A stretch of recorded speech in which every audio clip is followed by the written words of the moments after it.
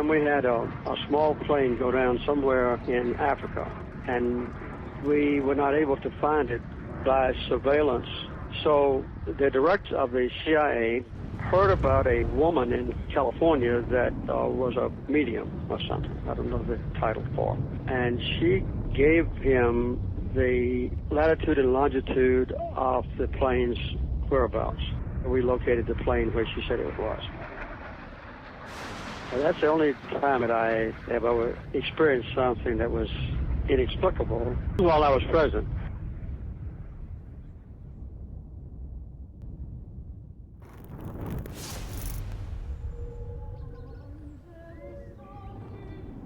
He was the most psychic man in the world, but nobody seems to know what killed him.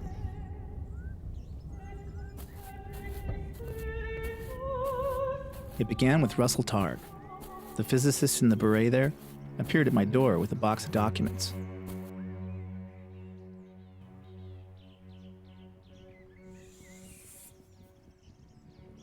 Okay, so this is marker 701. This is where the caretaker told me I should start.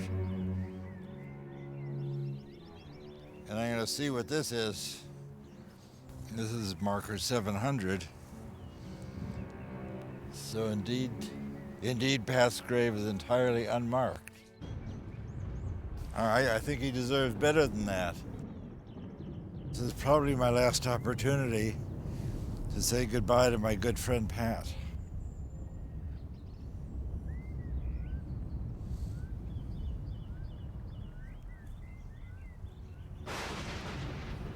Pat Price often said, the more attention you place on hiding something, the more it shines like a beacon in psychic space. Pat Price died in 1975, and some people believe it was because of his work with remote viewing. Psychic spies, Cold War whimsy, or secret weapon. Some people may have certain psychic powers. This may reassure you, it may alarm you, but in fact, for some years now, the U.S. intelligence community has wagered a modest amount of money on the possibility that such powers do exist. Such powers do exist. But the most enduring experiments have been in the field of remote viewing. We got into it when we discovered that they were in it. We found that many individuals are able to accurately describe what's going on in distant locations, blocked from any kind of ordinary perception. Are you saying that the work you've been doing is classified? I really can't talk about matters of classification, as you can imagine. My name is Russell Targ, and I'm a physicist.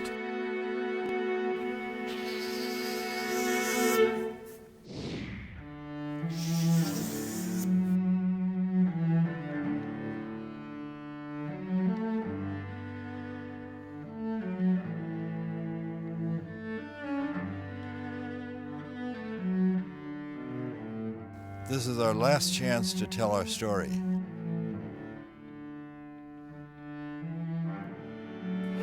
I haven't been on a road trip like this for many years. They always assume that people are immortal.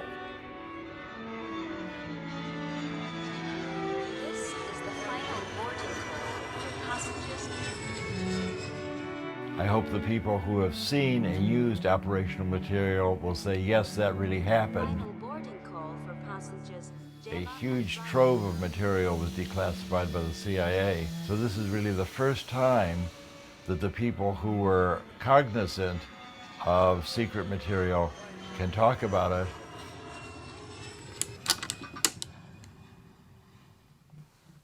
At one time, humanity worshipped fire. The shamans called it magic, and the people feared it. And now science recognizes fire as simply another part of the natural world. Ideas change based on new evidence. But the fear of the unknown remains. The future, it all looms very large. What if psychic abilities were real? What if you could look anywhere, using only the power of your mind? And if these abilities really exist, what would that do to the world when it found out? With my second-hand turban and my crystal ball.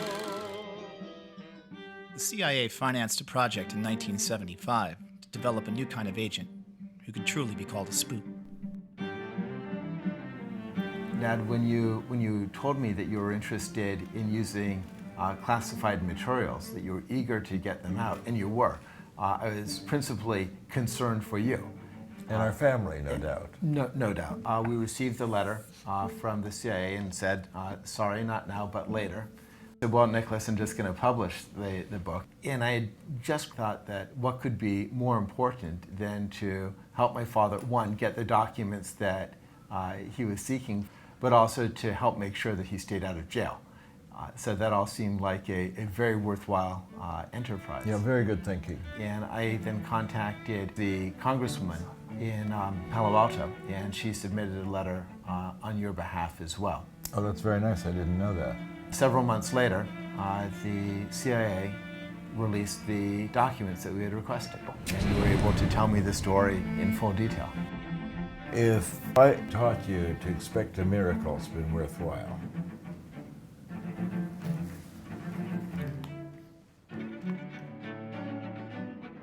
With the floodgates now open, an additional 70,000 documents on remote viewing were declassified.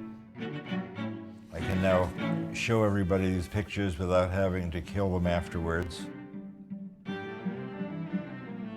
You can actually take out of thin air information about something you have absolutely no access to, just using your mind. If we want to know why the CIA was lying about our program, perhaps we should go to Detroit and talk to Kit Green, our former contract monitor. He was branch chief of the Life Sciences Division at CIA. I was given the results. The drawings showed the ability of a visual representation that appeared to be better than overhead imagery. In Pat Price's drawings, it was as if it was from inside his brain that the information was coming, not from his eyeballs overhead looking down. It was obvious to any intelligence organization that if you had an ability to be able to remotely perceive stuff, really remotely, like any place in the world, that could be an extraordinary intelligence source. The remote viewing program basically ran from the early 70s to the mid-90s. For more than 20 years, the CIA used psychic abilities operationally and in a top secret program for the US government. You paid for them, you deserve to see them. CIA had said cease and desist. People said, this stuff is so intriguing that we got back into the game.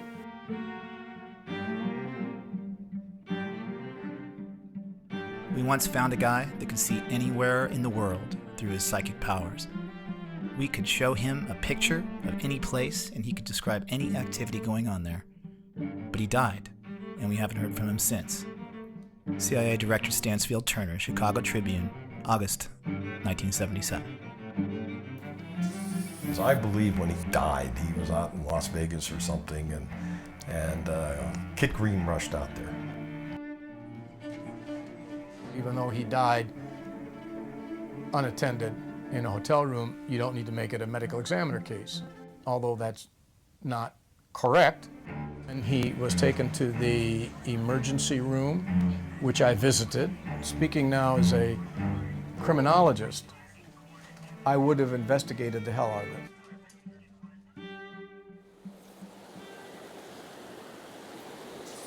But the water's a little bit murky. So I'm going to change to a bigger fly that they can see better. Oh, there we go. We got one. So what do you do with it after you catch it? Catch and release only. The cutthroats are now pretty endangered, so you can't keep them. Where The red is, it's like his throat's been cut. Yeah. Ken Kress was our long-term contract monitor at CIA. He was a physicist. Ken Kress became a mythic figure when he wrote a long paper in Annals of Intelligence describing our program, but he's never come forward. Kress had never been interviewed before this film, and every question we asked had to be submitted for vetting by the CIA. I was undercover. The fact that CIA was even doing anything with SRI was confidential information. So Sid Gottlieb looked around, came up with my name because I was a physicist, and he called me in and he said, well, I'd like you to take over this project. And he said, the reason is there's two physicists at SRI, and I think you three can probably communicate.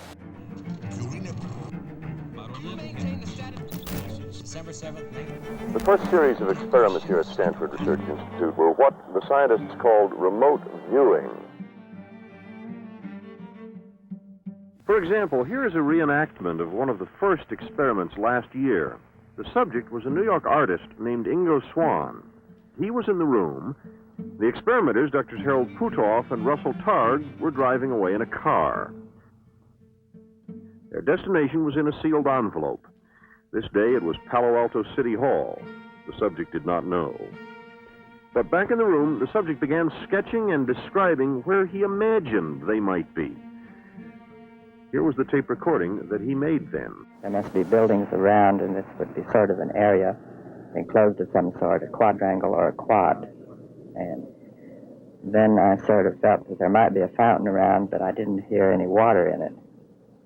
There is a fountain. That day, it was turned off. Back in the room, the subject sketched a pattern he thought was crosswalks coming together in a circle. In fact, the courtyard is paved in this pattern. The courtyard where they were is 2 miles from the room where the subject was. There had been no communication between them. Somehow or another, Kik Green and Ingo got together, but Kik came up with a report, and he sent this back, circulating through CIA, and eventually got to Sid Gottlieb. Gottlieb was already predisposed to look at psychic phenomena from 10 years ago. As the CIA's sorcerer, Gottlieb attempted to raise assassination to an art form. Out of his labs had come many debilitating potions. We knew who Sid Gottlieb was, who was the director of the famous MK-Ultra program. This is by 1974. MK-Ultra was the CIA's notorious mind control program in the 1950s and 60s, where they were giving LSD to people to see if you could create a Manchurian candidate and strip away their memories. We considered him sort of the Joseph Mengele of the American side. Mengele, of course, was a notorious Nazi physician who did biological experiments on Jewish prisoners. Gottlieb was not doing that. Gottlieb, of course, is Jewish. He was just torturing other people, independent of race or religion. He's sort of equal opportunity misanthrope. From my point of view, he reminded me of my old Uncle Sid. When he died, he was out in Las Vegas or something.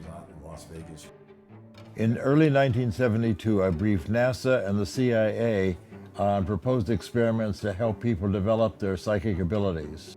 Well, Helen and I thought it would be very interesting to meet with Sid Gottlieb. He was enthusiastic about the idea of giving remote viewers LSD as a way of enhancing their psychic abilities. I was opposed to that. Remote viewing requires the person's conscious cooperation, and we explained that to Gottlieb, and he seemed to completely understand. So he led us down into the basement of the Pentagon, and it seemed to us that he was sort of stored in the basement with all of his books. The only really comfortable place we'd ever been in the CIA. The idea, after talking to Gottlieb, that the decision to give us money to go forward probably had already been made. Reports that the Soviets were using psychics to spy on us prompted us to do the same to them. There was intelligence, hard intelligence. I mean, intelligence that was like really, really good internal program intelligence about what the Soviets were doing in medicine and psychology, that stated that they believed that United States military, United States intelligence officers, and United States scientists would be ripe for recruitment as spies if they were interested in crazy things like psychic research, remote viewing, and parapsychology. And they would tell their government people that were responsible for doing recruiting and so forth, hey, if you want to find somebody in the Washington, D.C. area that might be pretty interesting, find somebody that spends their time doing psychic research. They must have been following Russ around constantly then. It's natural for a visually handicapped person like me to be interested in optics, magic, and extrasensory perception. I'm a legally blind motorcycle riding physicist. In 1934, I was born in Chicago. I was a child magician. I used to perform magic tricks at birthday parties and art openings. As a magician, I understand how people can be tricked. That's always made me a better researcher, especially in a field like ESP. I left graduate school at Columbia in 1956, and in 1958, I began working on the earliest development of the laser. And I was looking for a way to get into some kind of psychical research and still support my family. Russell was enthusiastic, and Hal was more like what you would expect a theoretician to be. But they both came across as, physicists. I heard that there was going to be a lecture at Stanford University, and there was a young physicist, Hal Puthoff, giving a lecture on psychic discoveries behind the Iron Curtain, American and Russian ESP. And I then went back and talked to my new friend Hal Puthoff and said, I think I got some dough. Let's talk to your management about creating a program. And he said, that would be very nice. You just have to promise that you'll keep a low profile. So that was in June of 1972.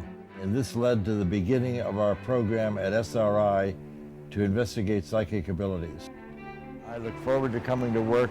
Every day had a new miracle. I feel like the child magician finally got a job doing magic. As we were doing these experiments, we began to run into flack from the psychologists at SRI. They said, you've got that crazy ESP experiments going on. That's going to ruin our reputation. We're going to lose our funding. Get rid of those guys. Hal had worked for several years in naval intelligence in Washington, and that may have made him a little more secretive indeed. Yep. I had access to one of the most shielded experiments on the planet. It was a shielded magnetometer that measures weak magnetic fields. Against his better judgment, Hal snuck his very first subject into a forbidden lab at Stanford. The man claimed to be the greatest psychic in the world, and his name was Ingo Swann. Swann claimed that he could move the needle of an unswayable magnetometer, buried under 30 feet of concrete, with a classified design used to sniff out nuclear explosions. It even had superconducting shielding. Its claim to fame was that nothing from the outside could affect it.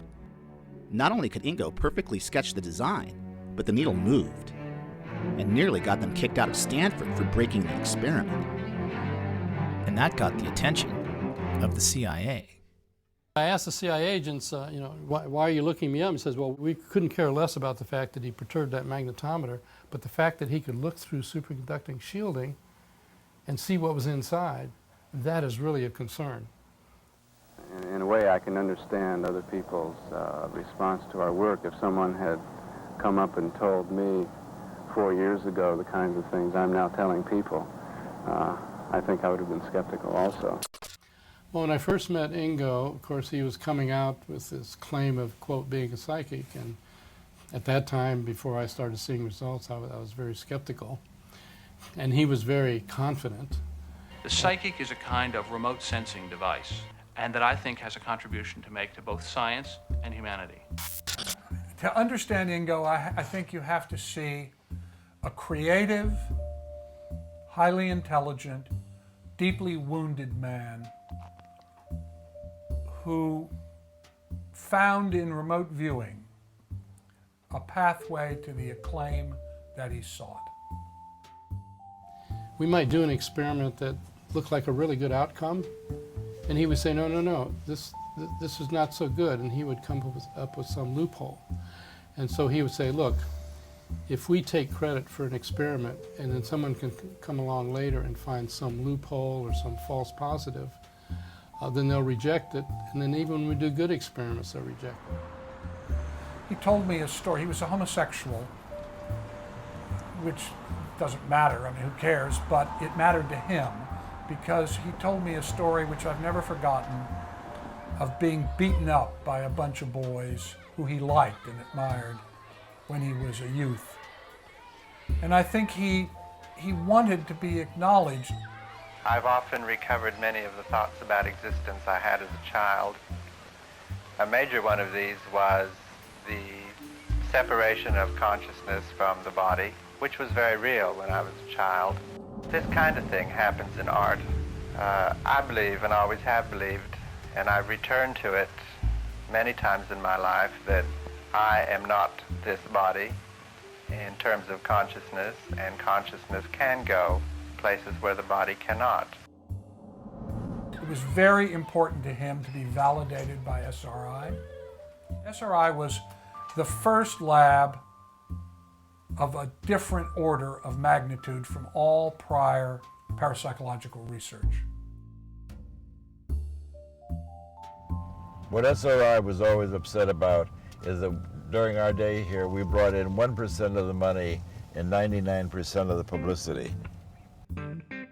Back in 1972, SRI was primarily a contractor for the government and some industry.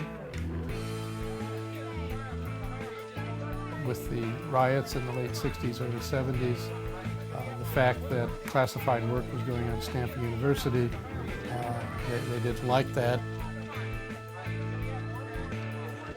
Up until that time, most parapsychological research was done by small foundations on minuscule budgets operating in a corner of some basement. At SRI, the level of classification was top secret. It took a long time to get the security clearance. You can't walk around, you have to be escorted because of the secret projects. Full of high-class scientific equipment, beeping and showing on the cathode ray tubes and all that. And when Russell and Hal got positioned there, it had a big impact. And on Ingo, it had a particularly big impact because the work that he did at SRI drew a lot of attention. To be in that kind of laboratory, they must be very important and really have a grasp of the truth.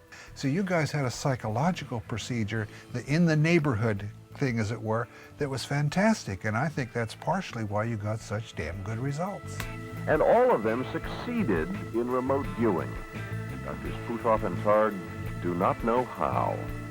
And so maybe one of the most important things about the work done here is that it has been published in one of the most conservative and prestigious scientific journals in the world, with this note: few readers will finish without wondering for at least a moment if indeed ESP might be possible after all. What a difference that would make to us all. Jack Perkins, NBC News, Stanford Research Institute, California.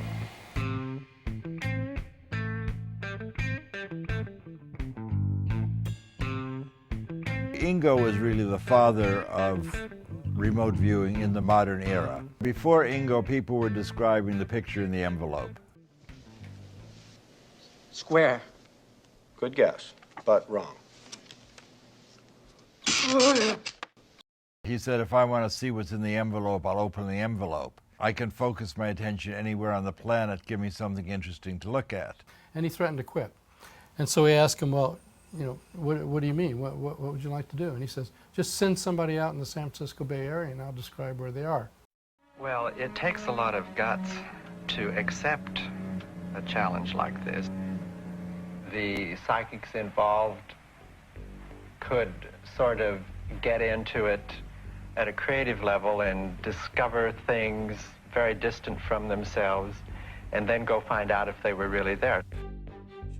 Well, we had, by now, 30 analysts, not scientists, in CIA, and maybe 6 or 7 scientists in CIA talking about these initial dozen or so results of these anecdotal situations. We began by speaking of some kind of almost a psychic arms race here. Is there any real application to this? At that time, there were rumors, certainly, that the government was doing something, but nobody actually knew what was going on.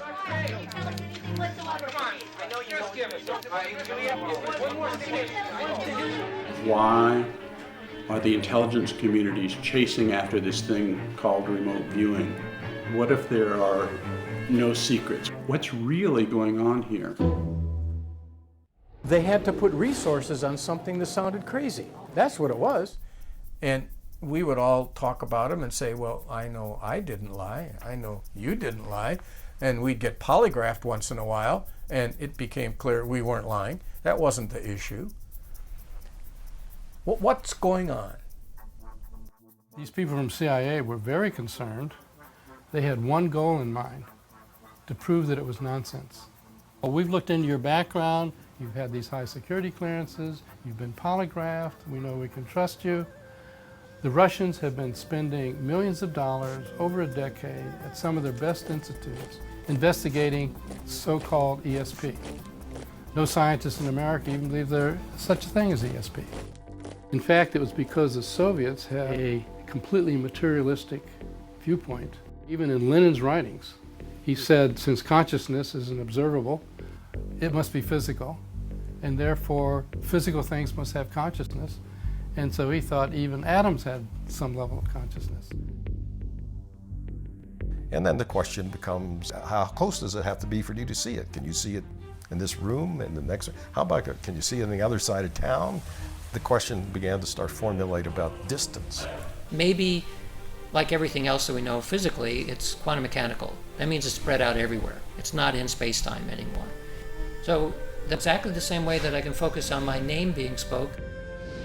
There's something about attention that I can use in order to narrow in and pay attention to something. So if I want to pay attention to what's happening on Pluto 1 million years ago, I should be able to do that. That's kind of what the remote viewers do. I mean, Ingo Swann was looking at Jupiter 9 months before Voyager got there and correctly described rings that no astronomer had ever seen or even suspected. So how did he do that? Well, it suggests that the rings of Jupiter was in his head already. This becomes a very materialistic way of thinking about what's going on, but who cares? I mean, I'm interested in what the truth is. We don't know how to evaluate this. We don't know if it's a threat or what. Well, I would say the difference between the American scientific community and the Soviet is that at the highest levels in the Soviet scientific community, psychic research is taken seriously, and there's no doubt about it. And you claim in this country it is not? I would say in this country it's not, because people are worried about the so-called giggle potential. Our normal socialization, being a psychologist now, is that stuff like ESP is nonsense, it can't happen. So if somebody tells you to do it, they're asking something stupid. And they banged a telephone book size thing down on the table. Paraphysics R&D, Warsaw Pact, from the Defense Intelligence Agency. When I thumbed through that and saw all the work that was going on. So the CIA was tracking all of these people. Yeah, in this case it was DIA. Here is the report that I finally wrote that summarized everything we could find at that time. And it was called Key Intelligence Question Number 9. I labeled it paraphysics because I had to find a word that allowed us at the Foreign Technology Division to sense that there is a legitimate physics connection here. So let's just randomly, like a government support for parapsychics research, Paraphysics. Paraphysics. Returning with stories of official government support for such research. In fact, such support seems unquestioned by anyone. All of the Soviet centers, of course, are government funded. 1971. That's right. So especially over there, since everything was government funded, you had to take it more seriously. In principle, this document forms more policy than anything else that goes on in the intelligence community. Why should the intelligence community be interested in it?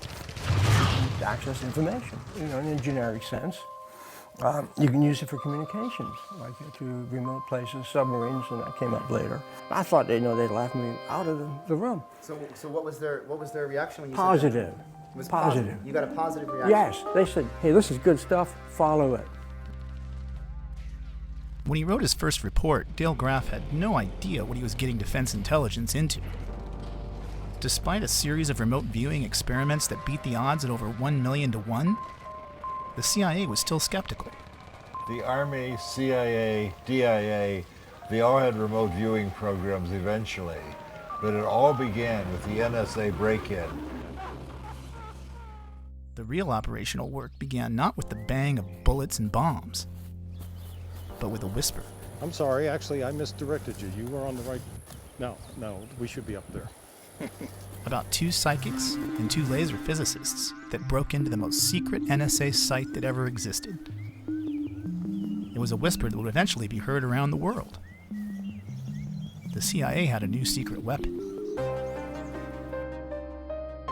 There was a hiatus, and then Sugar Grove came along. And somebody says this cockamamie thing, well, now what we're doing is we're doing remote viewing by coordinates. And I say, what? It was codenamed Scan8. The Scan8 program was started by Ingo Swann, and in that program, where we were using coordinate remote viewing, a viewer described what was located at any geographical coordinate of latitude and longitude, and would then describe what's there. And they tell me what this is. And I say something like, well, you're going to have to prove that to me. And the door opened at the end of the hallway, and a guy walks out.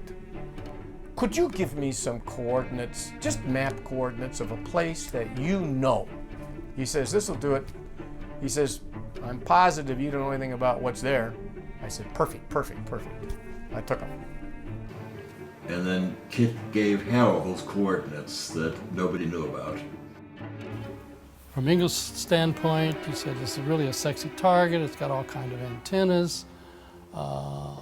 Seems like a very hush-hush place, very military, and he drew how things were laid out. The results came back so specific on paper that I was just like, I was kind of nonplussed.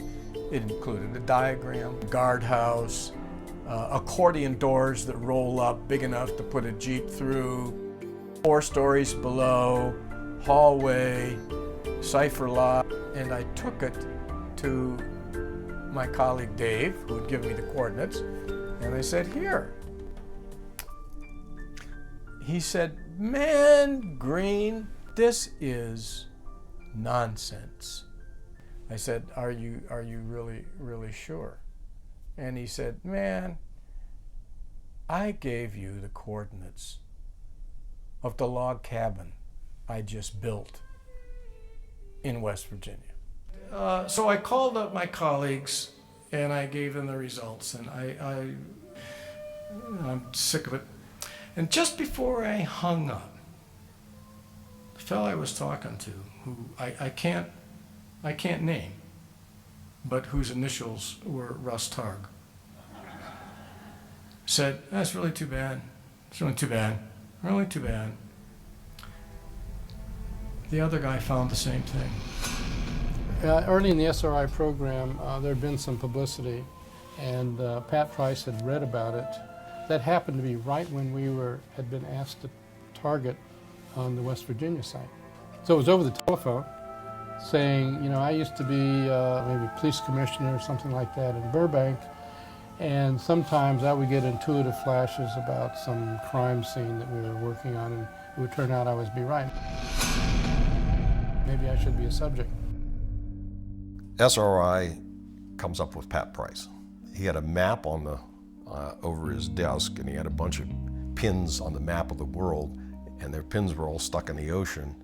And I asked him, I said, Pat, what are all those, pins? They're just scattered all around. He said, oh, I'm following all the nuclear submarines in the world, and I move the pins around and I relocate them. For an intelligence officer, I mean, this would be one of the most fundamental breakthroughs in naval intelligence if you could follow all the submarines in the world.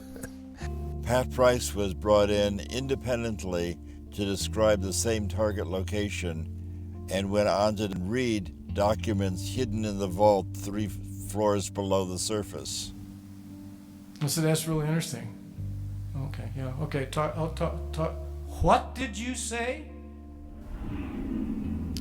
And I drove to the coordinates, and I found the cabin. And 100 meters down the road, I found a dirt road from the cabin. I drove down it, found a guardhouse, found a dish, found the accordion door. This naval installation's purpose is to perform communications research and development for the U.S. Navy, the Department of Defense, and various elements of the U.S. government. I reported that. It got to the Office of Research and Development, it got to the Office of OTS, and there was, a huge controversy. And it started as very small ball. But what the person who picked the target didn't realize was just right over the ridge, a mile or so away, whatever it was this super secret facility for picking up Russian satellite information as it went overhead. And so both of them said, maybe that's what they want us to describe. In the 1960s, Sugar Grove became one of the NSA's most important Cold War listening facilities. And then the whole thing blew up. But remember, it was about what was inside that building. File folders with the following names. I remember that they were all associated with a pool game, like playing pool or billiards.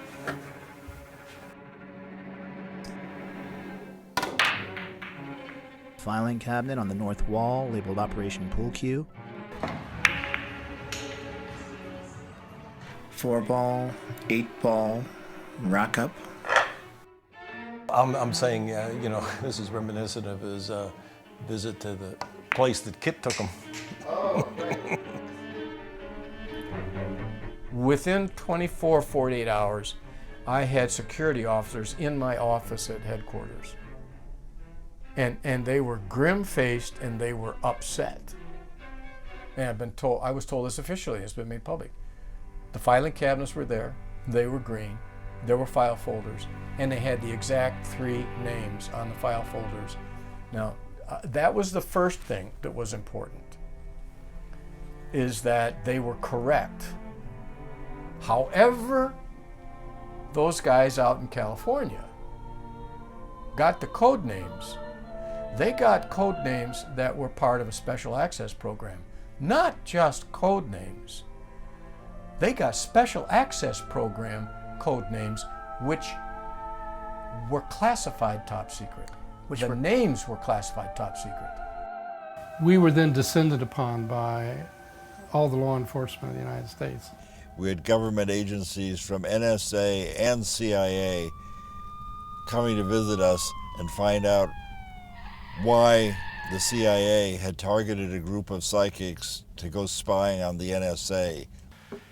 So I didn't know whether to be sick to my stomach or what to do. So it wasn't just Kit Green, it was the owners of this site. And some of it, like some of the names that I told you, turned out to be accurate. And so, the first concern, a security leak. Somebody has let this information out. If I was director of intelligence or even the president, and I was briefed on what you just told me about those code words, I would think that this was either a propaganda thing, or I would think that there's a guy who could probably look inside a nuclear missile silo and give me the launch codes. And that guy is really important, and potentially dangerous. It's either a hoax, or it's real. I know. Now, if you're asking me where I sit, it's in the latter. You know, what really is going on here? Do we have a counterintelligence issue where people can do this sort of stuff against us? And of course, the other side of it is, hey, can we do it against somebody else? How would it be if we spent half of our time on operational targets for the CIA and half of our time doing research? And he said, I understand what you want to do, that would be fair. Everybody knew that there had to be some foundational science or this stuff would never be accepted. Stanford Research Institute has been conducting an experimental program in the field of psychoenergetic effect. I had Hal and Russ bring Uri Geller to me, who was supposedly one of the psychokinetic people who could take and bend spoons and do other magic kind of things with materials. And we had an experiment set up. 15 drawings were placed in double-sealed envelopes in a safe for which none of the experimenters had the combination. This is Geller's representation of what he believed was sealed in the envelope. This is the most off-target of the drawings that he did. As you can see, he is quite elated about getting the right answer. Hey, this is real. Don't you try to debunk this, because it is scientifically proven. And I can tell you the agency did a little background check on Uri and found that he might be working for some other government, shall we say. And so he was just dropped. There were security concerns. The worry was that there was national security information that could be gathered. What he said was that he mushed his head into a safe, and these words popped into his mind. When a CIA analyst reads this and says, what?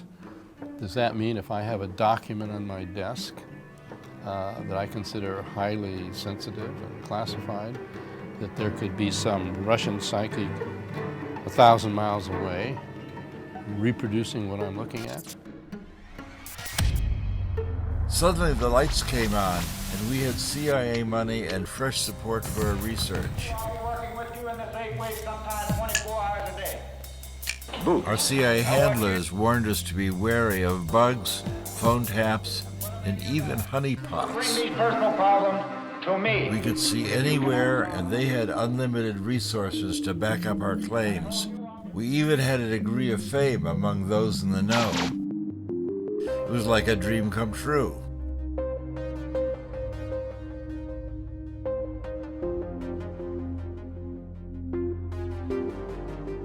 With new funding and assignments from the CIA, it seemed as if Hal and Russell could do no wrong. What kind of place do you experience them at? Attorney General from somewhere in Northern California came to us and said, would you help us with this case? She's been kidnapped. The heiress had been kidnapped from her Berkeley apartment. As we walked in, the police were very excited, and they said, we have a lot of questions we want to ask you. And Price said, let me show you how we do this. Let me see a mug book. And he put his finger on Donald DeVries and said, that's the ringleader. The Berkeley police said, we know who he is. He walked away from a minimum security prison a year ago. And he said, you know, this is not your regular kidnapping for money. This is some kind of political thing. And then she's photographed in robbing banks alongside with an AK-47 or something like that with the other crooks.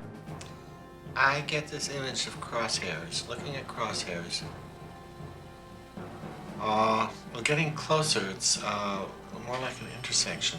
He told us where the car that they had kidnapped her in had been left. Across the freeway are two large white gas storage tanks. And one of the detectives said, well, I know where that is. So the policemen went out and they actually found the car where he said. And we went to a shack they thought might be a hideout. I had the experience of the detective handing me his sidearm and said, you know how to fire a pistol? And I said, I happen to own an automatic. Yes, I do. So he didn't realize that he handing Mr. Magoo an automatic so that I could cover his back. And some walking sticks. This was the assignment outside my job description. Continental flavor. We were basically detectives on the case, on the street, boots on the ground, so to speak. Problem was that the Berkeley police did not cooperate with the Alameda Sheriff's Department, the county sheriff, and neither of them were cooperating with the FBI. It was only after the entire thing was resolved we found out that that indeed was the area where she was being kept, and the layout in the apartment was as he described, and in fact she was being kept in the closet. And we got a formal commendation from the Berkeley Police Department. Unfortunately, a lot of people got killed in the meantime. They attracted not only fans in law enforcement. The CIA had gotten hold of Soviet documents in which our names were in there as targets to be tracked and to be turned if possible. That's as I said, well, then we have to take this whole thing very seriously. And I began to feel frightened. This felt like a penetrating into a dangerous area. When he died, he was out in Las Vegas. Medical circumstances would admit to a coronary and would admit to what he said he was suffering from, which was poisoning. Particularly, he said, a food poisoning. Later on, somebody said, well, you know, the KGB did him in. And I said, oh yeah, I've heard these rumors. You know, I have no reason to believe that. This appears to have been a state-sponsored assassination attempt. Statement, the Prime Minister.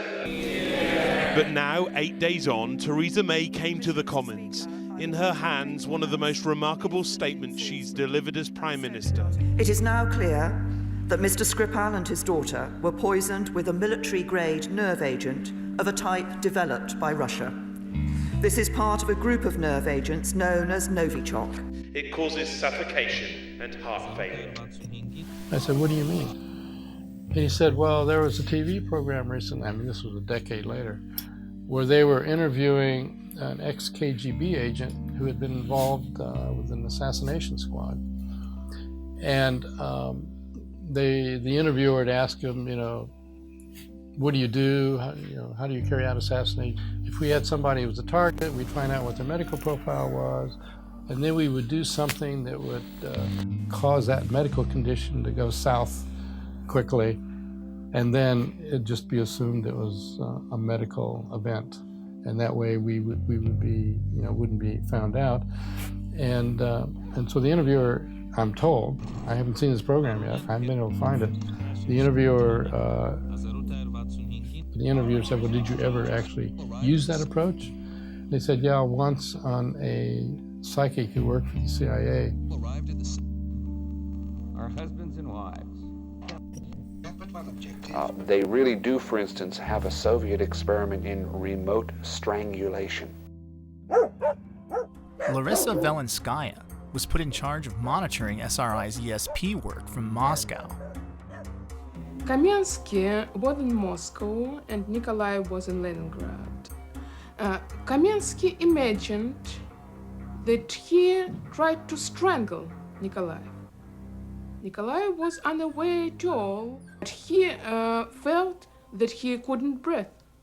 He was on the edge of unconscious state. And suddenly everything disappeared just because Kamensky in Moscow stopped transmit this image. I do solemnly swear and will, to the best of my ability, preserve, protect, and defend the Constitution of the United States. So help me God. I got frustrated as I realized I may be trapped in our own success. Everything was now a secret. I couldn't even tell my family. Our phones might be tapped. The only thing secret about this program, what is it with the secret program? But we weren't publishing anything. We went to the CIA handlers and we said, look, you've got to let us publish some of these experiments. Everyone's beginning to say, well, gee, maybe it's a secret program. So anyway, we got their permission to put together a series of our Bay Area remote viewing experiments and publish them. They wouldn't let us publish the hot stuff, and they didn't care about the bigger implications of our work. Maybe I had made a deal with the devil. I said, have them go back and get some more. Well, the obvious thing was to do something on the operational side. So I started searching around for a project that would have some impact. It was a research facility. That was all that we were going to tell them. So this was our very first #1 Soviet site. Pat Price was the remote viewer in this case. The CIA people came and just gave us coordinates and said, you know, look here.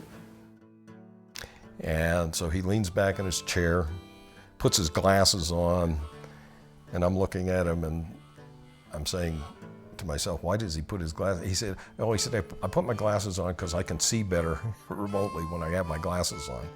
And I'm sitting there thinking, yeah, okay. We sat down with our coffee and I said, here's the target, Pat. What do you see? Next morning, they came back with a sketch. And we showed him the picture. So I go over and I say, well, I've got this science fiction fantasy crane. Well, we looked at that and, you know, were quite frankly astounded at the similarities. And he unrolled a big picture of an R&D facility, and right in the middle of this facility was a photograph of a giant gantry crane. So the sketch on the left is what Price produced, and this one is the one that is derived from the from the sketch from the photographic image. He said, oh, this was a huge crane. He said, I saw somebody walk by and the guy only came up to the axle or something on the wheels, or up to the top of the wheels. Pat, what do you see about underground? He said one of the big things they're doing here is making these 60-foot spheres out of steel. They're actually 58 feet. What I was told was the analysts of Semipalatinsk did not know about the gores. They finally rolled out a 60-foot diameter steel sphere that's part of a containment vessel for a particle beam weapon to shoot down American surveillance satellites. Exactly what Price described.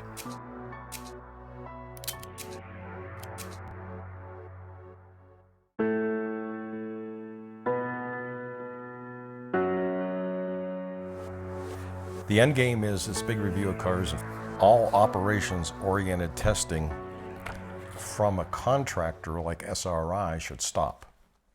So in other words, CIA's decision was because of security concerns, they were going to cut out SRI and work with Pat directly. So they did so. The CIA moved Pat Price to a farm in the outskirts of Washington. He was doing day-to-day spying for the CIA. We've broken into some foreign embassies in foreign countries, and we bugged them. And we have the operational files.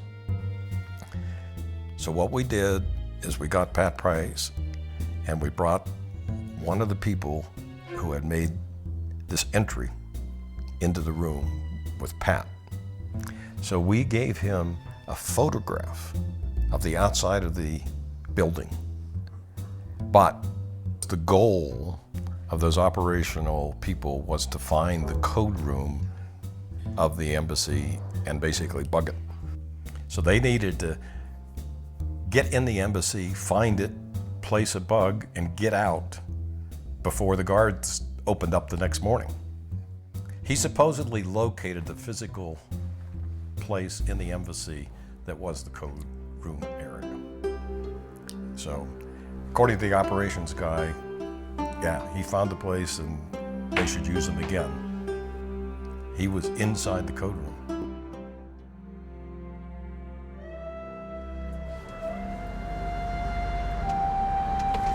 Sonic core, chemistry, and that's it. So he's a wizard of sonic core. Hello, just dropping off Russell. Thank you. Uri Geller knows a lot about code rooms.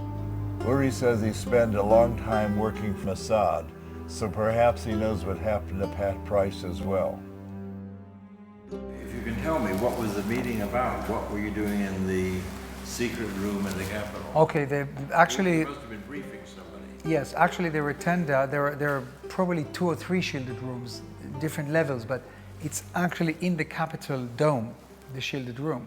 It is a room where no eavesdropping can take place because the walls are leaded, etc. All kinds of materials, even the plugs are different, and it can also be a wine cellar. So while doing secret work, that's fine. You can drink wine and get drunk. Okay. Well, I wanted to, it's a shielded room with a perfect conversation. Yes. And I want to talk to you about the death of Pat Price. And Pat comes in with his description of an underwater sabotage training facility several kilometers away from the seacoast. And this information was passed on to the Libyan desk. They saw a facility, basically, where he said that they hadn't seen before, and a few days later, Pat Price died. This was the end of Pat Price. CIA hired Price away from us, and 4 months after joining the CIA, Price was dead.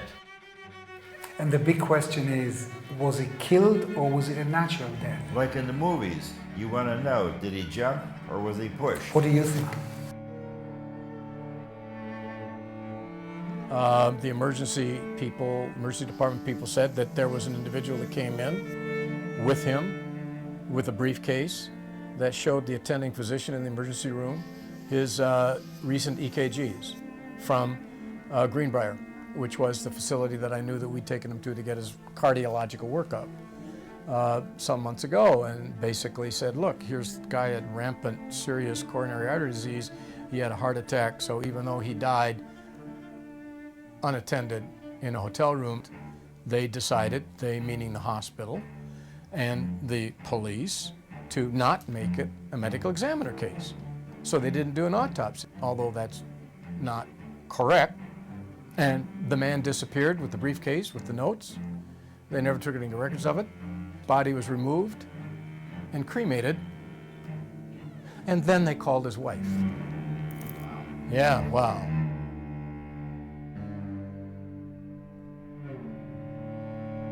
Price was known to have a heart condition, and he may have had a heart attack. That's it. Next. The Russians may have killed him. And the third. My opinion Yes. is the CIA discovered quickly they had a terrible problem. After Price's death, it emerged that his church may have been attempting to blackmail the IRS using classified documents. There's a file cabinet that's got a folder full of this stuff in it. This church had a problem with the government. He would go back to his church officials and immediately give them a debriefing of everything that he said and everything that I said. Here, the guy who was walking on water was a traitor. I do not think he was a spy for his church. You know, I was shocked and devastated because I had no idea about this. If he walks into the president's office and reads a nuclear code, if it turns out that Superman is a double agent, what do you do?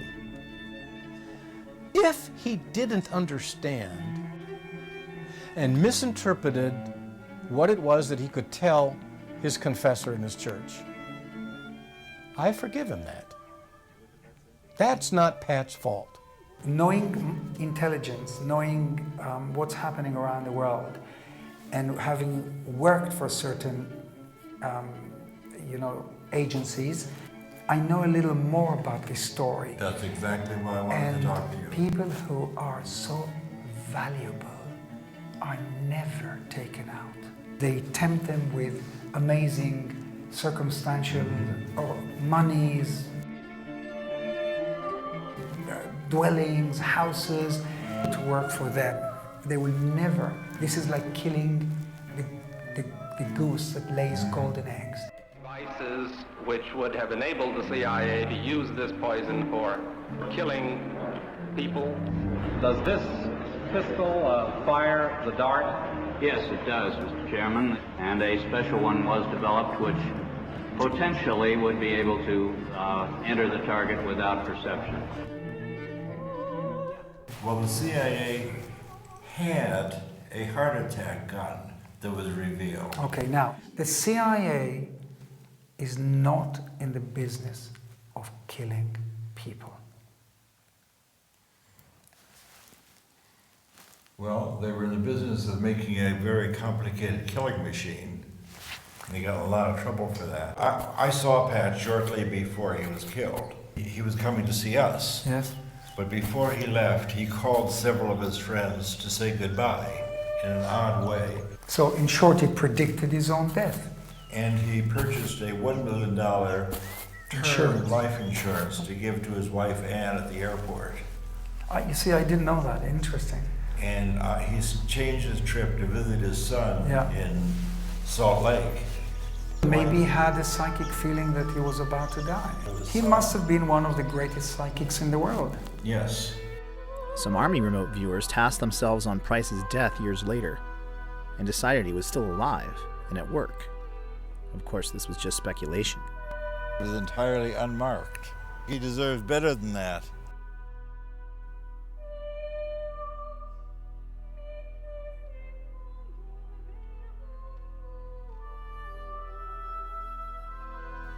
Shortly after that, Hal and I were called back to Washington for an investigation. What the CIA had hoped to squash by eliminating SRI's contract would only grow after an Aviation Week article released after Pat's death perfectly matched his description of the gores of Semipalatinsk, something no one else in U.S. intelligence knew. This shook the halls of power and set into motion new fears about Russian psychic spies. The question is, why? What was happening in July, August of last year? The House Committee on Intelligence Oversight decided there must be a security leak that gave the California psychics information that no one in the rest of the intelligence community had. Well, actually, I was excited about the opportunity to brief them because by this point in our career, the more people at high levels who knew about what we were doing, the more support there was to make sure that the program went forward. Unfortunately, you will learn today that these efforts by Russia to discredit the U.S. and weaken the West are not new. All I can say is that if the results were faked, our security system doesn't work. What these persons saw was confirmed by aerial photography. There's no way they could have been faked. There are 4 senators out there fighting to keep it going. What's next? Are we looking at a new Iron Curtain descending across Eastern Europe? And we were supported for another decade.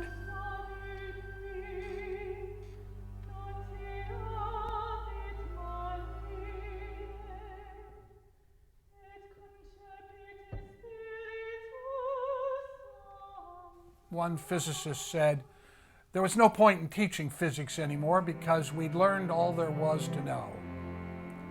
And now we look back and realize that what we thought we knew was the tiniest fragment.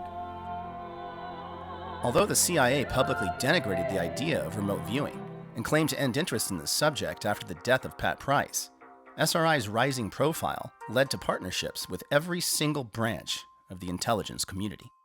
Defense Intelligence Agency took on a contract with the U.S. Army in 1978. It begins. But this being the Army, it really starts with drill, naturally. Over 3,000 troops in Fort Meade, Maryland, were screened by Army intelligence to find the top 6 that would spearhead the program. That first day in the company. These were grunts, regular guys. Vietnam vets picked because they had a knack for avoiding landmines. And the CIA didn't like it. It caused leaks. The most decorated was Remote Viewer 001, Chief Warrant Officer Joe McMonagle.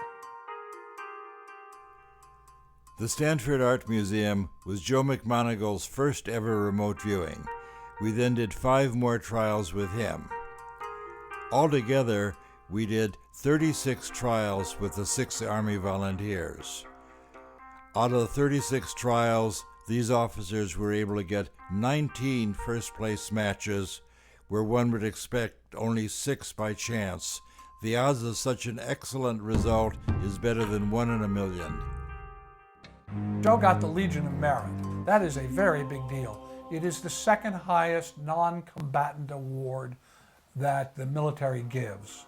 He has done more live-to-tape remote viewings than anybody else alive. He lives at the top of the mountain where every great prophet lives. He was the first to speak out when parts of the program were publicly outed in 1995 and subsequently denigrated by the CIA. It may have helped locate American hostages in Iran. There were 2 or 3 others that were held away from the embassy. No one seemed to know exactly where that was, but we were instrumental in helping identify that location. I was paid to do remote viewing by the U.S. Army for 6 straight years. And indeed, he turned out to be one of the most psychic people we ever worked with. You can actually take out of thin air information about something you have absolutely no access to, just using your mind. Remote viewing was first brought to my attention by Skip Atwater. It occurred to me I had been 9 or 10 years doing this counterintelligence work, and I said, Colonel Webb, I brought this book called Mind Reach, and if what they say in this book is true, there's a huge gap in our counterintelligence effort here. I left the book Mind Reach with him, and the next day I came in and he says, you're right. If this is true, what's being said in this book, this is something that we aren't attending to. This might in fact be a threat to the intelligence community. One of our greatest operational successes was when Joe McMoneagle pinpointed and described an enormous Russian submarine in a location where it was totally unexpected. There was a very, very large building. We didn't have enough intelligence by ordinary means to know, well, what is being built inside that building. The building was hundreds of yards from the water. What I decided through remote viewing was that they were probably constructing a new submarine. And the submarine was unique in that it had twin hulls. No, the hulls were actually stuck together this way. So it was a twin-hulled, very wide submarine. It was half again larger than any submarine in existence at the time. It had dozens of new capabilities, and I said they're going to launch in 120 days. And this was all disagreed with by the senior officer from the CIA.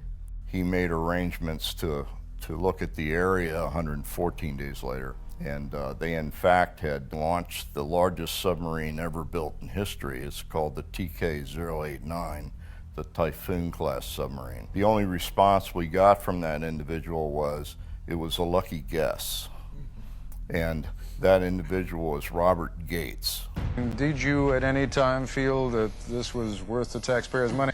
Well, all I can say is that in the 20 years or 25 years that I was perhaps in a position to be aware, I don't know of a single instance where it is documented that this kind of activity contributed in any significant way to a policy decision or even to informing policymakers about important information.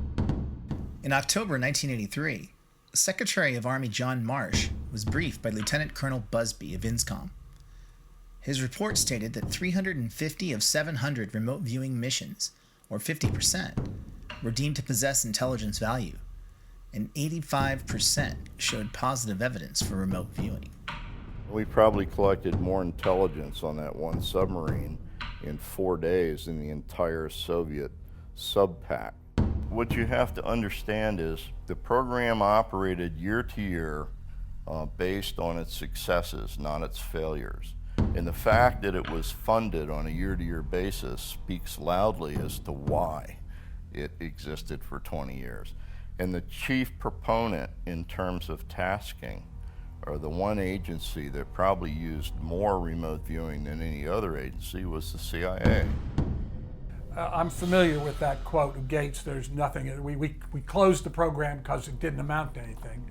Let me just read this one thing I've got here. Joe got the Legion of Merit, and Joe, upon his retirement, got this. While with his command, he used his talents and expertise in the execution of more than 200 missions, addressing over 150 essential elements of information.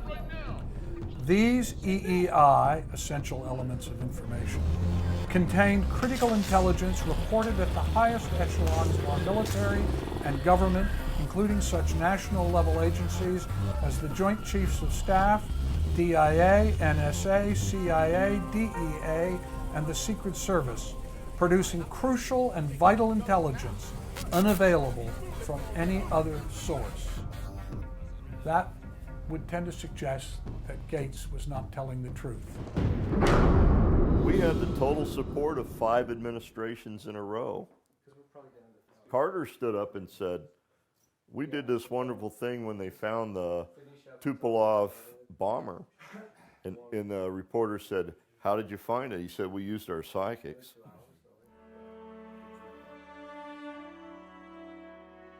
We're on our way to see President Carter and talk with him about our mission to find a downed Russian bomber in Zaire. We helped him pull the Soviet bomber out of the jungle before the Soviets could find it. Let's see if he'll acknowledge that, as he did in his recent autobiography. One time we had a small plane go down somewhere in Africa, and we needed very much to find out where that plane had crashed. And we were not able to find it by surveillance. So the director of the CIA heard about a woman in California that was a medium or something. I don't know the title for. And she gave him the latitude and longitude of the plane's whereabouts. We located the plane where she said it was. Now, that's the only time that I have ever experienced something that was inexplicable while I was president. One evening I'm called into the office. I was working late. I said, we understand that you have some people that can find things. I said, yeah, I have the SRI contract. There are people on staff there. So they said, well, this is really a top secret, burn before reading kind of project. Here's a picture of an airplane that's missing, and how can we get into Africa and get to the airplane before the Soviets get there? It was a defector. He just took the airplane south until he thought it ran out of fuel, and he punched out, and the airplane kept going. But it still had fuel. Now, that's why they couldn't find it. It wasn't there. I said, well, that's because you're looking in the wrong place. Look over here. Because by this time, an entire intelligence community was involved. She drew this. So I took this sketch. This is a sketch. And I handed it to the search team. And so I'm looking at this huge map. And it's 200 miles this way, 200 miles down. So she looks at that map and goes up to the map and says, over here, here's where it is. The X, where the pin went into the map. And they sent a helicopter out to investigate the area. And shortly after they landed, a native comes out of the jungle carrying a piece of metal. And it turned out it was from the airplane that crashed and was within about a mile of where it was, where the actual site was. All the information was in the field before the airplane was found. And the CIA did a special check on that to make sure, and so did NSA, to make sure that my story did hold water. The information was there before we knew where it was. The woman who drew the sketch, referenced by Dale and President Carter, was an Air Force officer. She and an SRI remote viewer, also crucial to the case's success, have never come forward. The research out of SRI showed that remote viewing had no predictable scientific limits or even theories to explain it. As the team racked up success after success, higher and higher up the chain of command, the question was asked, how can any of this even be possible? I said, well, we've done this remote viewing experiment, and the results are very significant. He said, one of those guys is blind and the other one's crazy. Now, the perfect team for examining psychic abilities. That's what I thought. Oh boy. There's of course no way to deal with people who don't want to know. A storm starts brewing, and we get a new director of Office of Research and Development. He could not accept the reality of paranormal activity. He said he knew that this was not real. And a guy in the back of the room jumped up and said, I know what this is. Somebody's taking notes to see which of us are gullible. Well, whoever's taking notes, I want you to know, I'm not buying any of this. And he marched out. A week later, I came back and I said, did you evaluate it? Can you tell me what you thought about it? And he said, no, I didn't evaluate it. And he said, I'm not going to. And I said, what? We're fundamentalists. There may be something to it, but it may be demonic. We don't have anything to do with this. You are working with people who are in league with the devil, and you're part of the Antichrist movement. And I picked up the data and walked out. And deniers who think there is no consciousness beyond our skulls are a powerful force in American society. Are anti-science because they do not respect or accept facts. They are people whose worldview is based on faith of a very particular kind and belief in dogma.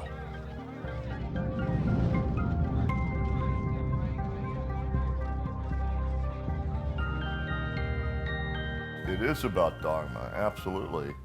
From a religious standpoint all the way down to, I mean, people that are afraid of it, which is half the people on the planet, so damaging. I had a senior senator in camera, in a meeting in camera, stand up and say, "You, sir, are doing the work of the devil, and you will burn in the fires of hell," and walk out. That's a senior lawmaker. And then in the same meeting, when we broke for coffee, I had another senior lawmaker hug me and whisper in my ear, "You're doing God's work, son." Now, which one scares you the worst? I think science research is important because it's an essential part of reality which science hasn't yet taken note of. Furthermore, there's a lot of misconception around people just assuming without any proof that there's no such thing. It's just a piece of dogma, and science should not be about dogma.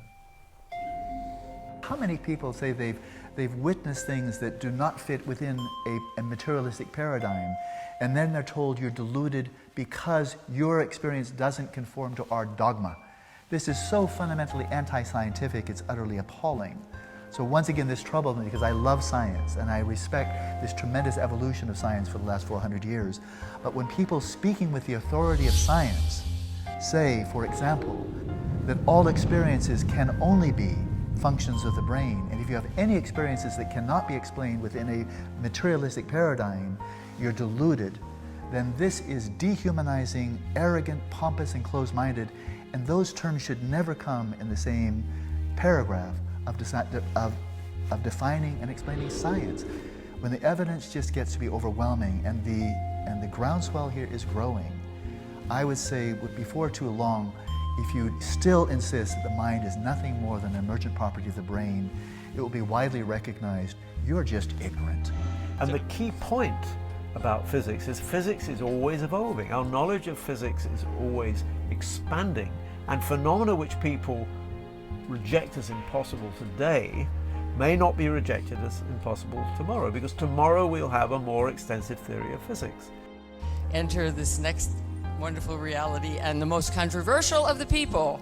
And it shocked me that they found anything to object to. This is a hardcore scientist. Well, I'm very happy to be here. My name is Russell Targ, and I'm a physicist, and it's my great pleasure to tell you about the remarkable work we did at Stanford Research Institute investigating psychic ability.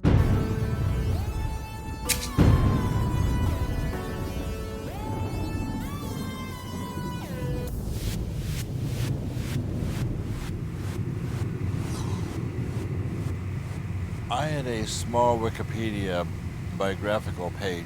This described that I was born in Chicago, went to Columbia, worked with Hal Puthoff on the pseudoscience called remote viewing. So we had a chance for fish and chips and a cup of tea. We must be in England finally. That's right. There's a time when I was ill and I didn't want my biography to be that one-dimensional. So I wrote in that I had been a pioneer in the development of the laser and published many, many papers in lasers. And the Wikipedia masters kept erasing all my laser papers. They said to me, people are not interested in your laser work. We just want to know about your work with the pseudoscience. And I said, well, Most of my life has been spent with lasers, and they wouldn't allow me to do that. They banned me from Wikipedia. And finally, I got the help of Brian Josephson, and it was only through Josephson's intercession that I got to bring my biography up to speed. Do you think that consciousness is built into quantum theory? This, of course, is extremely heretical, but fortunately I not only got tenure, but I've retired, so I don't need to worry about being a heretic. Sorry, I'm not with you exactly. Sorry. Anyway, what are these taking your picture? Yes. You're being interviewed, are you? Or? Well, I was, yes. Fun? I was, yes. You were? Yeah. Okay. Anyway, let me sort that out. Well, what's it to do with? I mean... it's really about some research work. What? Research work, yeah. Research stuff? Yes. Okay. So you're okay. able finally to tell the complete truth. Well, actually, people would probably not contemplate getting rid of a Nobel Prize winner, so I had more or less had freedom in what I could do. Funding was a different matter. They actually told certain people, we'll fund you if you work with anybody other than Josephson. But will you tell these fools I'm not crazy? Make them listen to me before it's too late! By and large, the critics who've been interested enough in our work to come to our laboratory, we have asked them to take part in experiments and experience remote viewing themselves, which is often very accurate indeed. One of the biggest skeptics was Undersecretary of Defense Walter LaBerge, who kept hearing leaks about the mad scientists of Menlo Park. So he decided to pay a visit in his Air Force helicopter, landing on the SRI campus lawn and causing quite the dust-up to Hal and Russ's low profile. Although he thought it ridiculous, LaBerge allowed himself to become a subject, and despite no prior psychic experience, he correctly and in great detail imagined where his attaché was hiding. He then became one of the team's biggest supporters, along with other senators, congressmen, and generals who dropped in on the lab and got similar results. It was becoming apparent that this was a common ability, but how could they show that when it was all secret?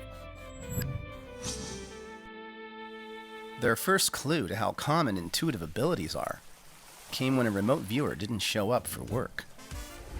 So I had a chance to go to San Jose, Costa Rica, center of a mountainous country. And then each day, a remote viewer back in Menlo Park, California, would describe where I am. Well, on a particular day, I had a chance to do a trick. I got an airplane, I flew out, and I landed at an island that belonged to Colombia. It also turned out that on that day, the remote viewer didn't show up. So Russell decided, well, okay, I'll do the remote viewing. What can I do? So Russell's trying to suppress this data, but it just keeps coming in. He says, okay, well, I guess I'm wrong. I mean, no reason to be in an airport. And not only that, I see ocean at the end of the runway. And I know there's, ocean is miles away in San Jose, Costa Rica. Well, in fact, that's exactly where I was because I'd taken this little side trip. Did you actually take that picture, or is that a standard picture? Somebody else took the picture who, when we had this data, they went out and took it from the same angle. Showing that even a scientist can do good remote viewing. This led to a request from their CIA handlers to bring in someone with absolutely no psychic ability to get a baseline against their best. That didn't work out so well. She was statistically the best results they ever had, even better than the infamous Pat Price. We were asked to bring in somebody who was willing to be a control person for the program. And I chose to work with Hella Hamid, who's an old friend of the family. She promised me she had never done ESP experiments before, and she would be very happy to be part of our program. This is a remote viewing experiment with Russ Targ and Hella Hamid. Today is Friday, October 11th, 1974.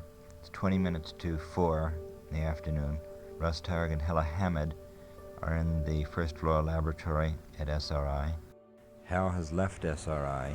He will select a randomly chosen destination.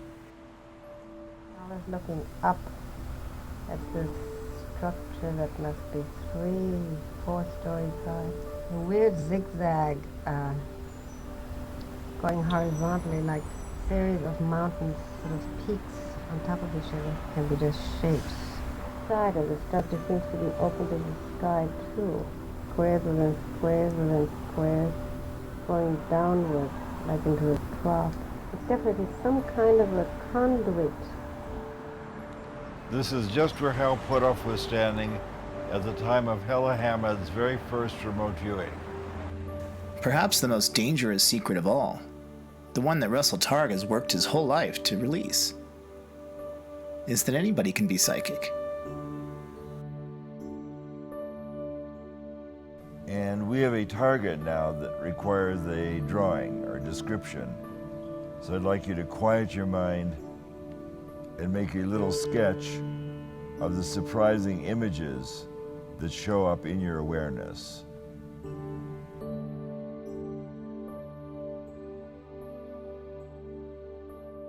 You want to get on paper the shape and the form pertaining to Paul's location. You have Paul and Cynthia in a bright green dress, located at some interesting place.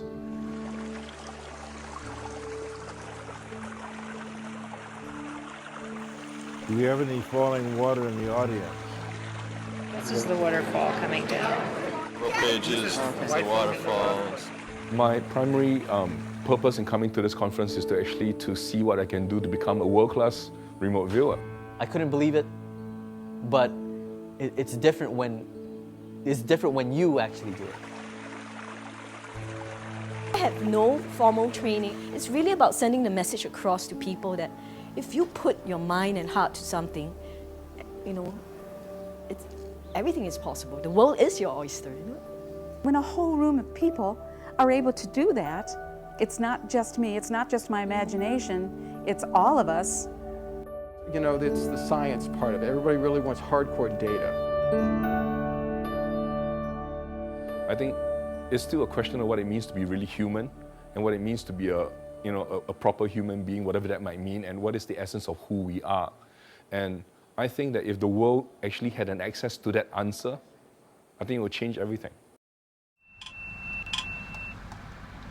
So that's pretty good. I'm useful at Las Vegas. Psychic abilities are real, and you have these abilities. And now we've got a free ESP tester on the internet. The time we finished, we knew more about our remote viewers than NASA knew about its astronauts. There's nothing different about them at all. These are just normal people. Like musical ability, you've got virtuosos at one end of the scale, you've got tone-deaf people at the other. It's just in our culture, no one values, quote, ESP functioning. It's just being human is basically what it's all about. Could it be that psychic ability is much more common than we think? Even internal agents at CIA back in 1975 were secretly doing it, according to original program manager Ken Kress. Well, it turns out a couple of people around OTS, a lady by the name of Francine and a man by the name of Ed, they decided they wanted to be subjects. And they were CIA employees now. These were not SRI employees. Actually got them involved with a Libyan analyst. I got gibberish, as I remember, from Francine, but Ed was an engineer. So he comes up like Pat with very specific stuff. He says, what I see is a Soviet radar that is involved with an air defense system. He goes on and on with all this stuff. And so I package all this up, send it to the Libyan analyst, and he said, we have an agent that we have not vetted who says similar things. And I said, that's news to me. See, when they were with us, it was not clear whether they had come to see if there's defects in our model or whether they had come to be trained, or both. Yeah, well, there may have been a slight subterfuge, shall we say, in that I might have sent them out there as evaluators, and they may have been motivated as participants. By 1981, the program had become more and more operational. The government was less and less interested in research. I wanted to be free of all this secrecy. Which, from a scientific standpoint, was not so good. But on the other hand, of course, from the funding standpoint, can't complain. And I brought that to our contracting officer, and he said, Russ, you know we're not doing research anymore. And I said, well, we look at this, we think about what we're doing. He said, I'm not paid to think, I'm paid to find out what DIA wants you to do and then see that you do it. I was heartbroken. Hal and Ingo were more secretive than ever, and now Ingo was in charge of the Army psychics and had made the program so complicated that only he could teach it. And I got a note from my partner, Hal, questioning whether I was really making a contribution to the program. What the most interesting data at SRI pointed to was exactly why Russell wanted to leave. It was a secret so big, he felt that if the general public could truly get it, it might bring enemies together, and it might even change the world. Russell was kind of the idea man, was always kind of pushing the bad scientist type of thing, where he actually looked the part to some degree.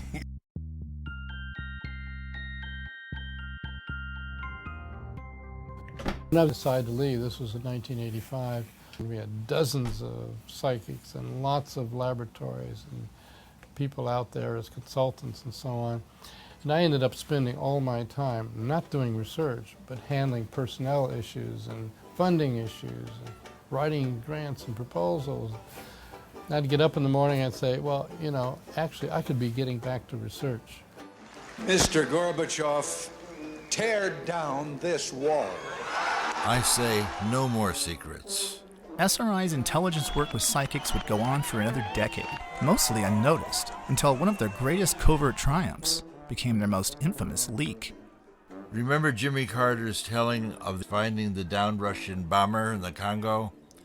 In 1995, President Carter recounted that during a talk to Emory University, accidentally outing our top secret program to CNN. Students submitted questions on numerous topics, both serious and lighthearted, and as always, President Carter answered them all. The release of that information contributed to the end of the remote viewing program at SRI.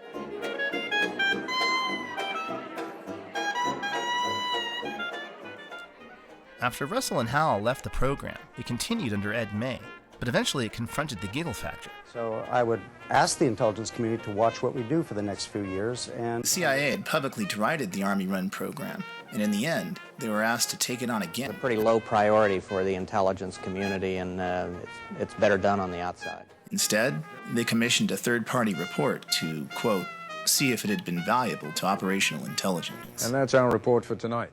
So, what do all these stories add up to?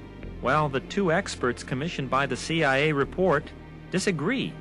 First, there's psychologist Ray Hyman from the University of Oregon. My considered judgment, if someone pushed me hard right now, I have to say the odds are 99 to 1 that there's nothing to remote viewing. I think remote viewing has been demonstrated over the 20 years of work that's been sponsored by the government. Ed May was very upset at the way the AIR report was done. He was very upset that they did not look at the operational remote viewing and that they did not allow us to talk to the operational remote viewers. I think he was quite disappointed that they narrowed the focus so much so that really it might have been a predetermined conclusion that they wanted to kill the program. I think that anybody who says we haven't proven it yet hasn't really looked at the data. I think, frankly, people don't want to look at the data. They have their worldviews. They don't want those worldviews rocked. I think anybody who looks at it with a real open mind would be convinced. I became 100% certain that it was real acquisition of information. I became 100% certain that it had potentially real intelligence significance. And I became 100% certain that it never would. Why? What I thought were the issues that would make this a useful tool were both ignored, denied, and in addition later dropped, which is screening of subjects, to find the superstars. You're tested carefully to find your special talents. For your own satisfaction. Using the tools that I thought we had identified, which were politically not correct then to use, and which are politically impossible to use today. There you go. Well, you're here. Really arrived. You can loosen up a bit now. You would have a latent ability that maybe a lot of humans have, that you'd be able to tease out of some people with some sort of training program or something, and you'd end up with what ended up.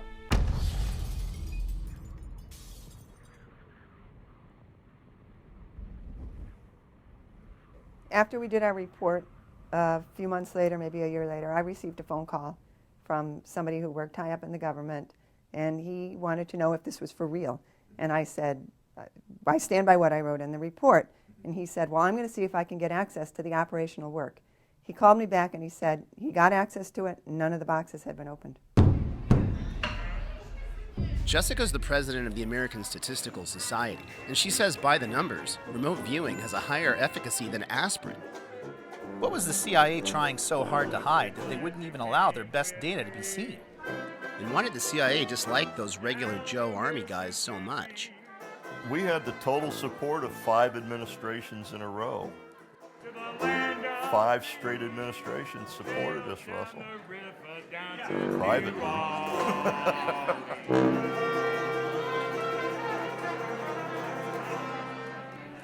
So a very illuminating trip. You never know who your friends are. Since I was told by the DCI the project was over, that was it. It was over.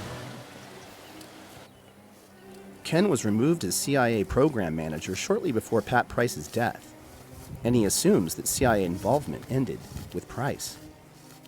No, I heard that they were discussing the Stargate program out of channel. In other words, if you're talking about a classified program in an unclassified area, it looks like a security violation. We need to investigate this further. Now what? The gamble was ignore it, it'll go away. The suggestion to me was that, okay, let people just wonder about it. But if you start complaining about it, it will affirm that we do have a program. They didn't really want to go that route. Russell's first interview with one of the most spectacular spies from his SRI days was a no-show. Later, the agent called to say they were still doing it and were afraid to talk about it. Beyond the giggle factor, what was the big deal? What does all of this mean? Could we be missing the big picture here? And no, that's not right. I told you before, two people that I trust, that are, one of whom's in the position to know, says that the program's still going on. Really? Just how useful is remote viewing? How far would Russell go to tell the world what had become painfully obvious to him? This was something that Russell was inspired to consider after witnessing Ingo predict that Chinese A-bomb test 3 days in advance, and similar work by Stephen Schwartz, and it involved precognition, or seeing the future. The final straw was when he received a package in the mail from the ghost of an old friend regarding some water towers that had haunted him for years. I get the impression of a water treatment plant. It looks like water storage tanks. There's a service road down here. In Pat Price's first series of experiments, he got the shape and dimensions of his swimming pool target within 12 inches. But he also called it a water treatment plant, even drawing water towers, which missed the whole point of the target. Years after Pat Price's death, I received a historical picture book. It was a gift from the city manager of Palo Alto. That when I opened the picture book to Rinconada Park 75 years ago, it had been a water purification plant, and the 2 water tanks that Price had indicated indeed were right where he put them, and they would undoubtedly have been the tallest thing in the city of Palo Alto 75 years ago. With Pat's reminder of timeless awareness in hand, I hatched a plan to ditch the spy business and try and wake up the world. At 9, 7 minute 9. This is the Commodities Exchange in New York City, circa 1983. It was right here Russell Targ's new company, Delphi, decided to tell the world that they were psychic. We've been predicting silver prices 2 to 4 days in advance. Our investors made profits in the middle six figures. Something I couldn't do while I was a psychic spy. Predicting the volatile market 9 times in a row even landed them on the cover of the Wall Street Journal. Being right 9 times out of 9. Again, being right in anything in life 9 times out of 9 is unheard of. But some of the more spectacular and successful trades were actually on the short side, or they were making a prediction in anticipation of the market coming down, so going against the trend. But there's still elements that are not understood, so it does not always work. So I wouldn't put my life savings behind a remote viewing of the future. Investor demands and the weight of their own success led to the second round not doing as well. Money dried up, and the skeptics pounced. Russell would have to go even farther to prove his point about ESP. A lot farther.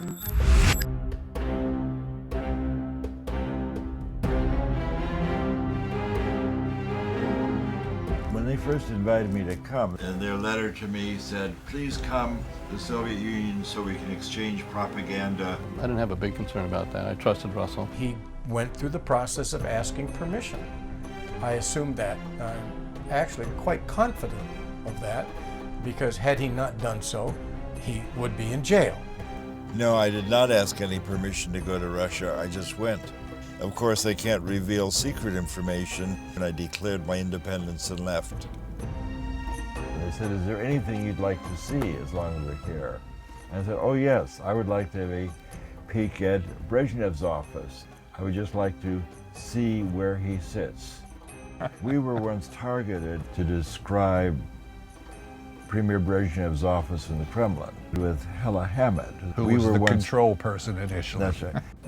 And indeed, it's just as she described it, this odd red leather door held in place by upholstery tack, the huge desk on the right, window on the left, and a door in the wall behind the desk. If we did not go downstairs into the computer room.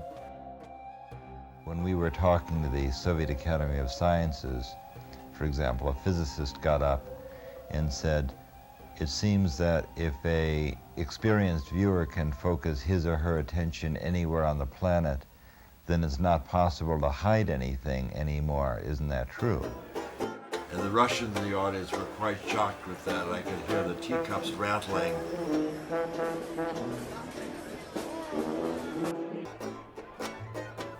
The very idea of secrets is not our true nature. Openness is. 40 years ago, I stood in this exact place.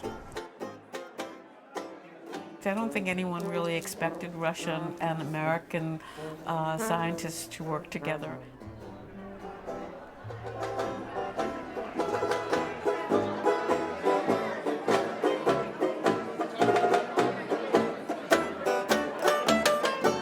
In 1987, and I started teaching remote viewing in Russia, and no one in Russia knew about this on that moment.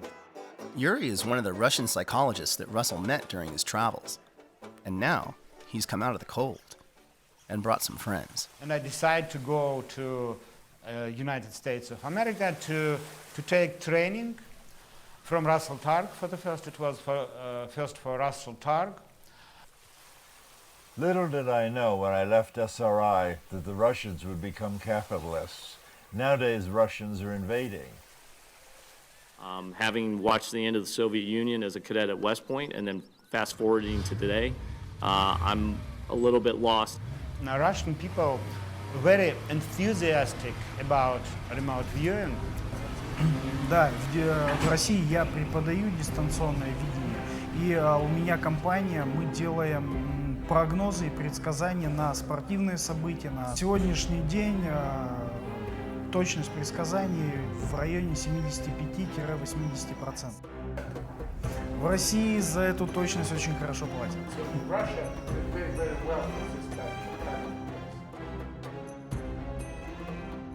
Remote viewing instructor Laurie Williams has brought a group of 20 Russian doctors and engineers to Los Angeles to learn remote viewing for themselves. So the event she was asking about had already occurred. So the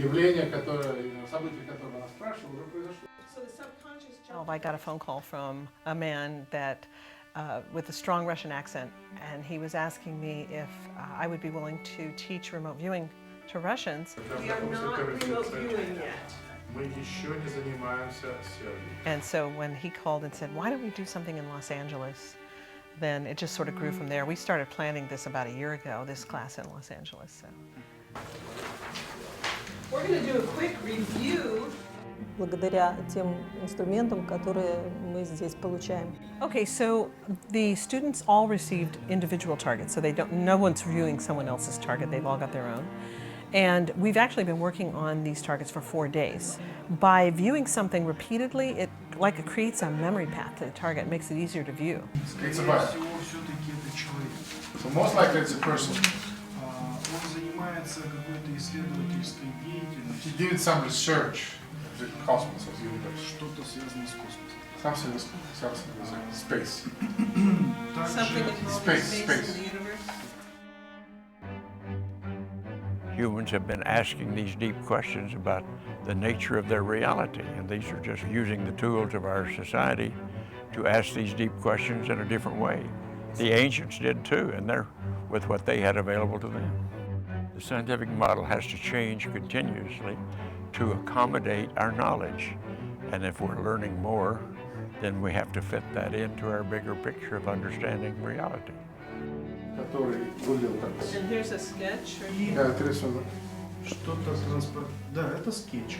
А потом пришло, как будто это Луна. Then he thought it was the moon. This is a very kinesthetic day today. They're going to be using their hands, creating 3D models of the target using Sculpey clay, modeling clay. They're going to be.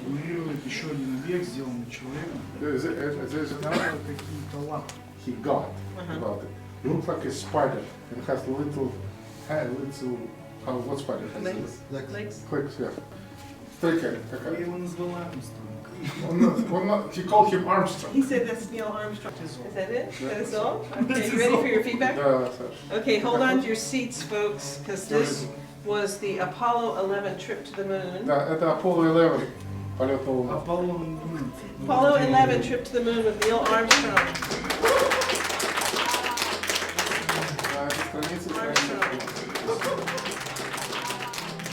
Now that's truly what we refer to as a holy shit moment.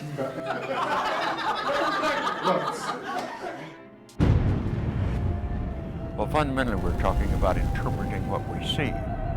And I think all of us, for centuries, and certainly all the astronauts that have been off the planet and look back at Earth, we kind of call it the big picture effect of seeing things in a new perspective, seeing Earth in the perspective of being in the heavens, and that we're just a small part of this huge universe that we're in. I had completed my major task for going to the moon and was on the way home and was observing the passing of the heavens, the magnificence of all of this. What this triggered in my visioning in the ancient Sanskrit is called samadhi. It means that you see things with your senses the way they are, but you experience them viscerally and internally as a unity and a oneness accompanied by ecstasy. We are stardust, and we're all one in that sense.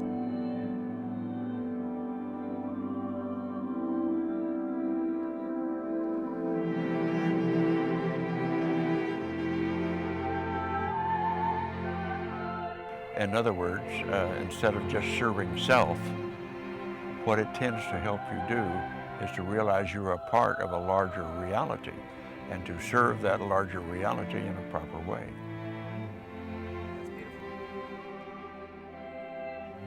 So I'm not so sure it was all about collecting intelligence and how well we did. The evolution of consciousness itself is expanding.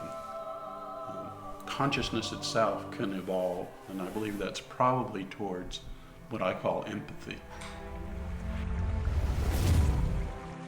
The main idea from all of our research is that there is no separation, especially no separation in consciousness. More than machinery, we need our humanity. If the world were to accept this research, we would have to recognize that we are not isolated within our brains. We would have to recognize that we live in the earth, not on the earth. We live embedded in the biosphere of Earth, and that all consciousness is interconnected and interrelated.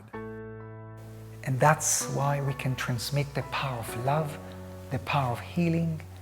Maybe it's very subliminal, but it definitely exists.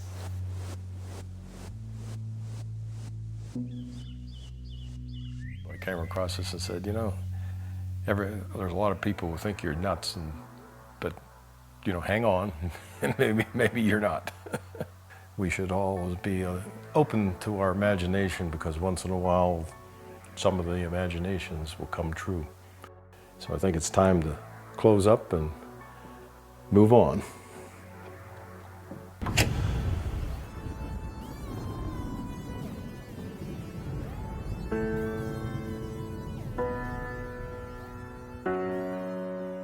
So Hella returned to Los Angeles to resume her life as a professional photographer.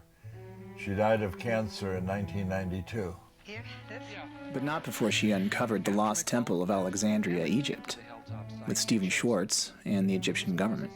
They placed the first stake within 12 inches of where it had been buried for thousands of years, and put the skeptics to rest, at least for that day. She was given no information beyond the general hilltop location. Things are going to change because science is changing. Ingo took the closure of the Army program hard and went into seclusion. We reconnected in later years and had a chance to talk about old times. I'm going to talk about the future because I think that we're far too much trapped in the past.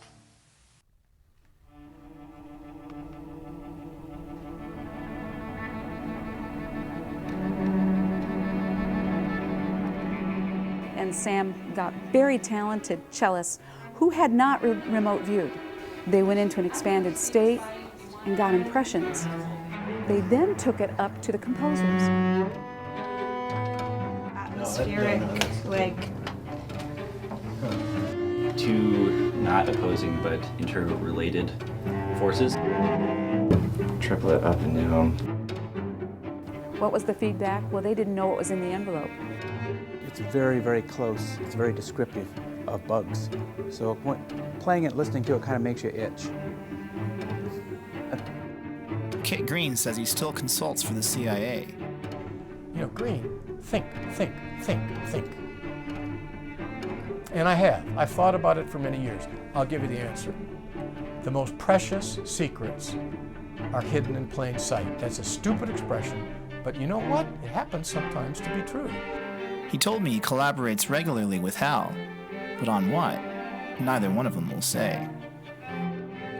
Oh, yeah. I've got it going through me, if you can see. Hal Puthoff resigned from the SRI remote viewing program at the height of its success, but he did go back to remote viewing at least one more time. Hal repeated my silver forecasting experiment for his child's high school. He raised $25,000 from the stock market for a class field trip to Washington. Then he went back to seeking to extract energy from the vacuum in his Austin laboratory. Well, we got our hands in every pot. It turns out that Kit and Hal really were collaborating. Kit brought Hal into a top-secret Pentagon UFO assessment program, revealed in December 2017 by the New York Times. Oh, and Hal says they've recovered UFO debris, but that's another story. Pat Price's grave in North Hollywood remains unmarked. and his death remains a mystery. And as for Russell Targ, he continues to tell his story, showing people just like you and me all around the world that we're all psychic. At the end of the film, they say, no animals were harmed in the making of this film.